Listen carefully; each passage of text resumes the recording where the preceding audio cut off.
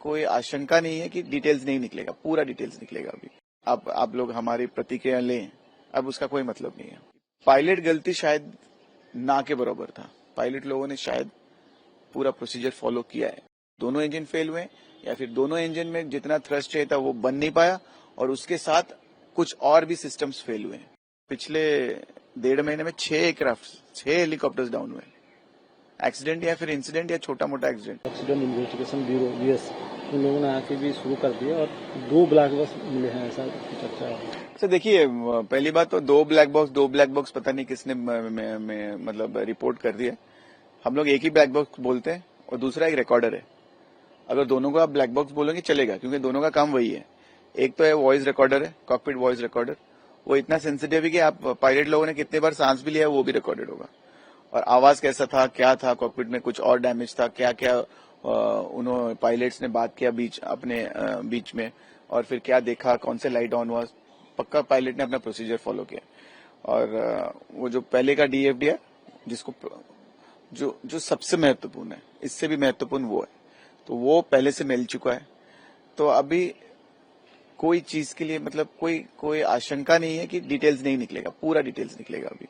तो हम जितना भी अनुमान बना ले, कुछ भी बात कर ले, यूट्यूब में कर ले, वो कर ले, मैं कर लूं, हम जितने भी आप लोग हमारी प्रतिक्रिया लें, अब उसका कोई मतलब नहीं है, क्योंकि सारी सच्चाई उसी में है।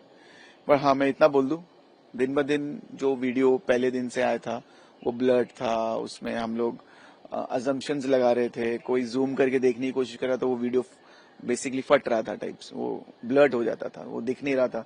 अभी धीरे धीरे सब पता चल रहा है। लैंडिंग गियर का भी पोजीशन अभी अब जो एक्सपर्ट्स हैं कल से वो भी देख रहे हैं, हम भी देख रहे हैं, तो अभी समझ में धीरे धीरे से आ रहा है कि पायलट गलती शायद ना के बराबर था। पायलट लोगों ने शायद पूरा प्रोसीजर फॉलो किया है। जो अनुमान अभी नया एविडेंस नया जो निकल के आ रहा है, पायलट का जो गलतियां जो हम सोच रहे थे, जूनियर पायलट, सीनियर पायलट, ये वो शायद कम है, कम प्रोबेबिलिटी में हो गया। अभी सबसे ज्यादा प्रोबेबिलिटी अभी हो रहा है, अनुमान जो हम लगा सकते हैं, शायद दोनों इंजन फेल हुए हैं, जो समझ में आ रहा है फिलहाल। या दोनों इंजन फेल हुए या फिर दोनों इंजन में जितना थ्रस्ट चाहिए था वो बन नहीं पाया और उसके साथ कुछ और भी सिस्टम्स फेल हुए हैं। शायद वो लैंडिंग गियर के फेल हुए या फिर फ्लैप्स के फेल हुए। कोई बोल रहा है फ्लैप्स एक्सटेंडेड थे। जो फोटोज आए डैमेज एयरक्राफ्ट का जो नीचे गिरा पड़ा है, वो बोल रहे हैं उसमें दिख रहा है फ्लैप्स एक्सटेंडेड है, बट वो तो डैमेज्ड विंग है ना। डैमेज्ड विंग में कोई भी पहिया, कोई भी पार्ट टूट के बाहर निकल सकता है, तो हमें क्या पता।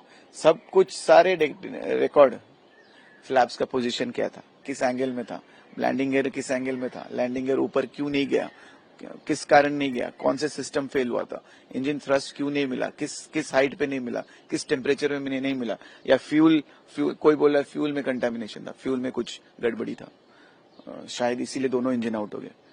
तो ऐसे भी अनुमान लगाया जा रहा है। तो वो है नहीं है, सच है, हम चाहे जितना भी बोल लें, क्योंकि हम तो बाहर थे, बैठे थे, बस एक छोटा सा वीडियो देख के जो अनुमान लगा रहे हैं, नहीं, जरूरत है नहीं अभी। पक्का डिटेल्स कंफर्म मिलने वाला है कुछ दिनों में। अगर एक प्रिलिमिनरी रिपोर्ट निकाल के लेके आए, जैसे आपने बोला कि AAIB, aircraft accident investigation bureau, वो मुझे लगा था अब तक पहुंच गया होता, या फिर वो 2-3 दिन लिया, क्योंकि जो एक्सपर्ट्स है एक साथ बैठ के वहां मीटिंग करके फिर इंडिया आए होंगे, क्योंकि ये बहुत अहम है, ये लोग बहुत अहम है, वो बहुत अहम है। हम लोग इंटरनेशनल सिविल एविएशन ऑर्गेनाइजेशन का एक मेंबर है, तो हमें नियम मानना पड़ेगा। सारी दुनिया में जो नियम है वो नियम मान रहे हैं। तो जब भी कोई एक्सीडेंट होता है तो AAIB के एक टीम आते ही है, और ये फटाफट भी आ चुके हैं, उनका भी कमेटी फॉर्मेशन हो गया। ये कमेटी का जो इंडिपेंडेंट रिपोर्ट होगा, जो हमारे देश का कमेटी बना है DGCA का, उसके साथ इंटीग्रेट होगा, कंपेयर होगा, बात करेंगे, उनके मीटिंग्स काफी चलेंगे। तो एक प्रिलिमिनरी रिपोर्ट आने का शायद हमें मिल सकता है, क्योंकि मुझे इतना पता है, जिस दिन से DFDR मिला है, और अगर वो उसको आप अपने जो फ्लाइट सेफ्टी के कंप्यूटर और सॉफ्टवेयर में इंटीग्रेट कर दिया, इनपुट ले लिया, अब तक उनके पास सारे पिक्चर होंगे, ऐसे नहीं कि नहीं होंगे, 100% है। और वो जो फ्लाइट सेफ्टी वाले हैं उनको तो पता ही है कंफर्म क्या है, तो वो कितने जल्दी प्रिलिमिनरी रिपोर्ट निकालें या फिर कितने जल्दी सावधान करें हमारे एयरलाइन वालों को, जिसकी भी गलती हो कितनी जल्दी करें, उसके लिए हम लोग वेट कर रहे हैं। वो तो वो जो वेटिंग पीरियड ज्यादा लंबा ना हो, क्योंकि पायलट लोगों का थोड़ा मनोबल थोड़ा डाउन है, इंजीनियर लोगों का भी डाउन है, उनको समझ नहीं आ रहा किसने गलती किया है। तो इंजन में प्रॉब्लम था, फ्यूल वाले होते हैं वो अलग डिपार्टमेंट है, उनकी गलती था क्या, इंजीनियरिंग का गलती था क्या, पायलट्स लोगों का अभी धीरे धीरे दिख रहा है कि पायलट्स लोगों का शायद गलती था ही नहीं।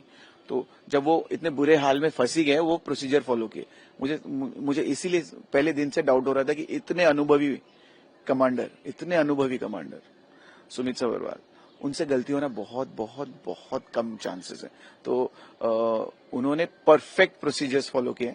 जितना हम लोग अंदर और देख रहे हैं, जा रहे हैं, मतलब समझ में आ रहा है, वो जो हमें सिखाया गया था, जो बोइंग ने हमें सिखाया था, जो सिमुलेटर में प्रैक्टिस करते थे, या फिर जो कैप्टन सभरवाल जो फॉलो करते हैं स्टैंडर्ड ऑपरेटिंग प्रोसीजर, जो उन्होंने हमें भी सिखाया था, उन्होंने एग्जैक्टली वही फॉलो किया। बहुत कोशिश किया लास्ट मोमेंट तक, और ऐसे प्रोफेशनल पायलट वो लास्ट सेकेंड तक गिव अप नहीं किया, वो चेष्टा में लगे रहे, बट नहीं हो पाया। वो जो भी लक है या भगवान का जो भी उनका जो भी था, भगवान का उस दिन के लिए बुरा टाइम, खराब टाइम, जो भी, बट वे आर इन अ वे धीरे धीरे ऐसे लग रहा है कि पायलट गलती कम है, टेक्निकल प्रॉब्लम, मैकेनिकल प्रॉब्लम होने के ज्यादा चांसेस है। सर यस्टरडे भी एक फ्लाइंग क्रैश हुआ था उत्तराखंड। अच्छा, ये शायद 7th है पिछले 6 हफ्ते में।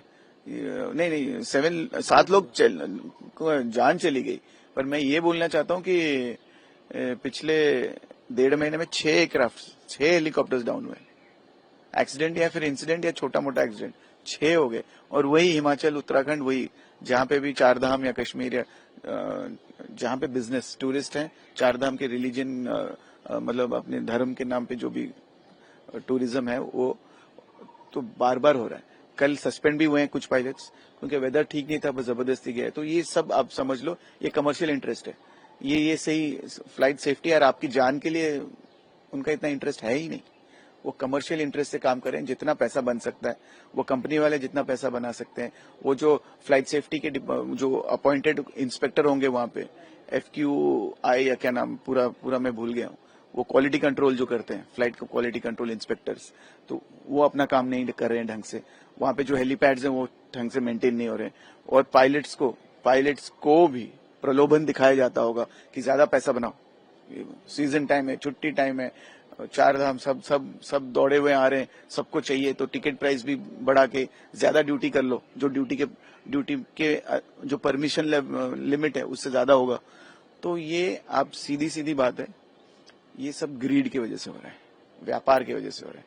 ये जो जाने जा रही है, व्यापार के लिए जा रहा है, वो लोग तो अपना व्यापार कर ही रहे हैं, आपके जान खतरे में डाल रहे हैं। इसका सीधी उत्तर, सीधा उत्तरदायी कौन है?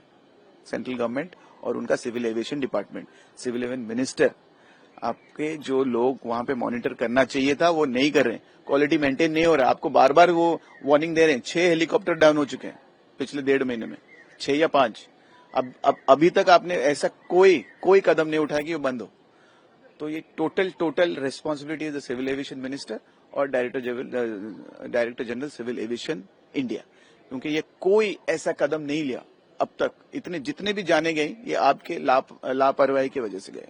तो आपको बिजनेस करना है या फिर लोगों की जानें बचानी है, आप वो देख लीजिए।